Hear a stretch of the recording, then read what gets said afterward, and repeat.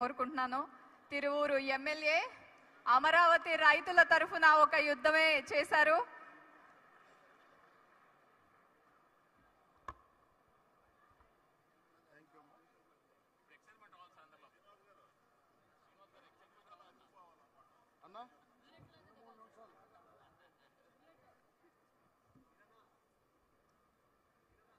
జై అమరావతి, జై అమరావతి, జై అమరావతి.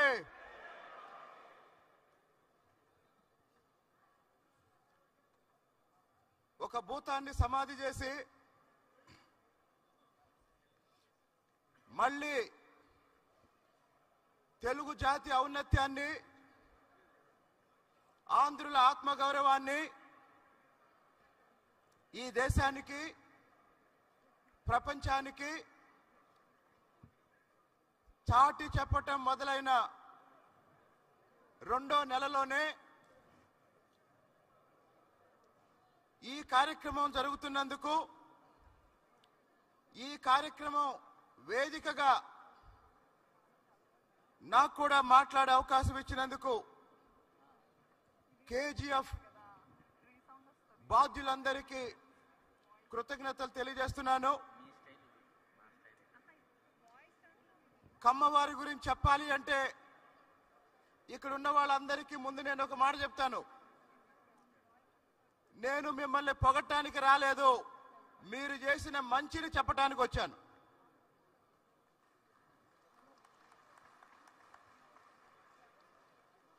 నేను మిమ్మల్ని విమర్శించడానికి రాలేదు. అక్కడక్కడ జరిగే 1-2 పొరపాట్లు మీ దృష్టికి తీసుకురావడానికి వచ్చాను.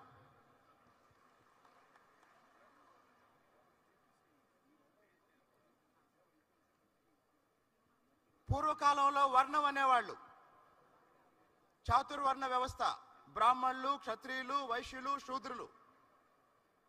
ఈ కమ్మవారు కూడా శూద్రులే. ఆ తర్వాత ఒక 1000 సంవత్సరాల క్రితం వర్ణం అనే పదం బదులు జాతి అనే పదం వచ్చింది. ఆ తర్వాత పోర్చుగీస్ వాళ్ళు వచ్చిన తర్వాత క్యాస్ట్ అనే పదం వచ్చింది. క్యాస్ట్ అనే పదం ఇంగ్లీష్ పదం కాదండి. క్యాస్ట్ అనే పదం పోర్చుగీస్ వాళ్ళు తీసుకొచ్చారు. దాన్ని మనం తెలుగులో కులం అని వాడుకుంటున్నాం. దాదాపు నాకన్నా ముందు మాట్లాడిన కృష్ణప్రసాద్ గారు, పెద్దల జనార్దన్ గారు, వీళ్ళు 400-500 సంవత్సరాల కమ్మవారి చరిత్ర గురించి మాట్లాడారు. మన దేశంలో వ్యవసాయం మొదలైన రోజు నుంచి కమ్మవాళ్ళు ఉన్నారు.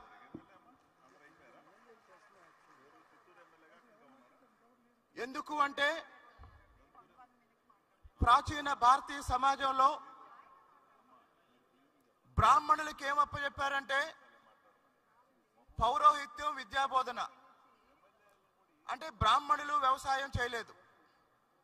క్షత్రియులకి ఏమప్ప చెప్పారంటే పరిపాలన, వాళ్ళు వ్యవసాయం చేయలేదు. మరి వైశ్యులకి ఏమప్ప చెప్పారు అంటే వైశ్యులకి వ్యాపారం అప్పచెప్పారని అందరూ అనుకుంటారు. ఈ దేశంలో మొట్టమొదట వ్యవసాయం చేసిన వాళ్ళు వైశ్యులు. ఆ వైశ్యులు వ్యవసాయంలో వచ్చిన మిగులు పంటని ఇతర ప్రాంతాలకు ఎగుమతి చేసే క్రమంలో వర్తకులుగా మారినప్పుడు బ్రాహ్మణులు, క్షత్రియులు, వైశ్యులు వ్యవసాయాన్ని వదిలేసినప్పుడు శూద్రులు వ్యవసాయంలోకి వచ్చినప్పుడు ఆ శూద్రుల్లో ముందు వ్యవసాయంలోకి వచ్చిన వాళ్ళు కమ్మవాళ్ళు. మరి కేవలం కమ్మవాళ్లే వచ్చారా అంటే మరి మిగతా వాళ్ళు ఎందుకు రాలేదు వ్యవసాయంలోకి? ఇది చాలా మందికి ఉండే డౌట్. కమ్మవాళ్ళకే భూములు ఎందుకున్నాయి, మాకెందుకు భూములు లేవు అని కొంతమంది అడుగుతారు. దానికి కారణం ఏంటంటే మన సమాజంలో క్రింది కులాల్లో, శూద్ర కులాల్లో ప్రతి కులం, ఇప్పుడు మనం ఏదైతే కులం అంటున్నామో వాళ్ళందరికీ ఏదో ఒక చేతి వృత్తి ఉంది. అంటే కుల వృత్తులు ఉన్నాయి. ఈరోజు బీసీ కులాలు తీసుకోండి, ప్రతి సామాజిక వర్గం ఒక వృత్తి. చేనేత కులం ఒక వృత్తి, గౌడ కులం ఒక వృత్తి, యాదవ కులం ఒక వృత్తి, అలాగనే దళితుల్లో మాల, మాదిగ, రెల్లి ప్రతి కులానికి ఒక వృత్తి ఉంది. కాబట్టి కుల వృత్తి ఉన్న వాళ్ళు జీవనోపాధికి ఆ కుల వృత్తి మీద ఆధారపడ్డారు. కానీ 3 కులాలకి ఎలాంటి వృత్తులు లేవు, 3 కులాలకి ఎలాంటి చేతి వృత్తులు లేవు. ఆ 3 కులాలు కమ్మ, కాపు, రెడ్డి.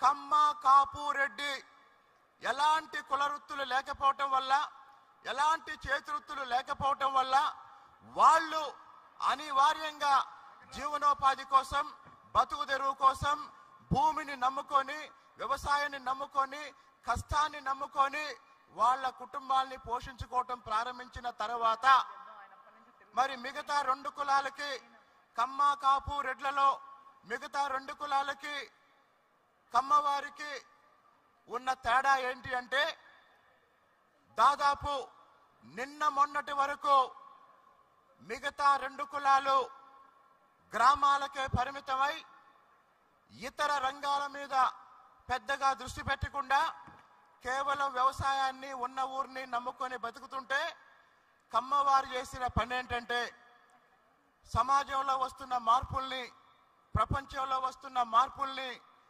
ముందుగా అర్థం చేసుకున్న దక్షిణ భారతీయులు ఎవరు అంటే కమ్మవారు. సమాజంలో వస్తున్న మార్పుల్ని, దేశంలో వస్తున్న మార్పుల్ని, ప్రపంచంలో వస్తున్న మార్పుల్ని ముందుగా అర్థం చేసుకున్న దక్షిణ భారతదేశీయులు ఎవరు అంటే కమ్మవారు. ఇందాక జనార్దన్ గారు చెప్పారు, ప్రపంచంలో పారిశ్రామిక విప్లవం వచ్చినప్పుడు ఇంగ్లాండు, ఫ్రాన్సు, జర్మనీ, ఐరోపా దేశాలు ఏ దేశాలైతే పారిశ్రామిక విప్లవాన్ని అనుసరించాయో వాళ్ళు ఆర్థికంగా అభివృద్ధి చెందారు.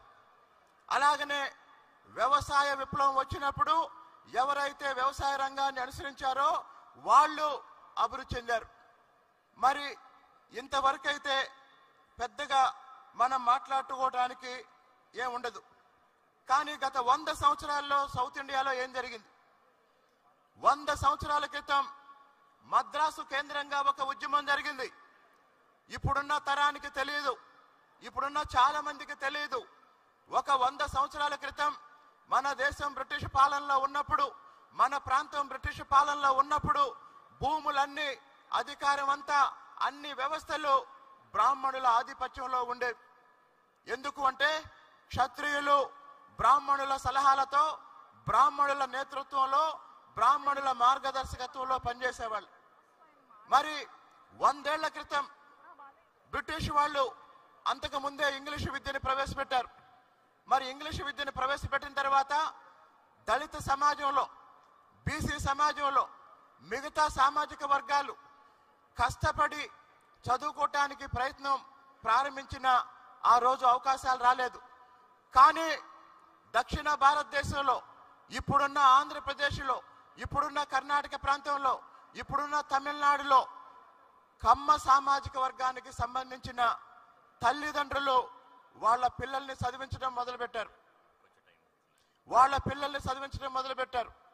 ఇప్పుడు ఇక్కడున్న వాళ్ళందరికీ ఒక విషయం చెప్తాను. కొన్ని నెలల క్రితం నన్ను గుంటూరులో కమ్మ హాస్టల్ 100 సంవత్సరాల కార్యక్రమానికి ఆహ్వానించారు. 100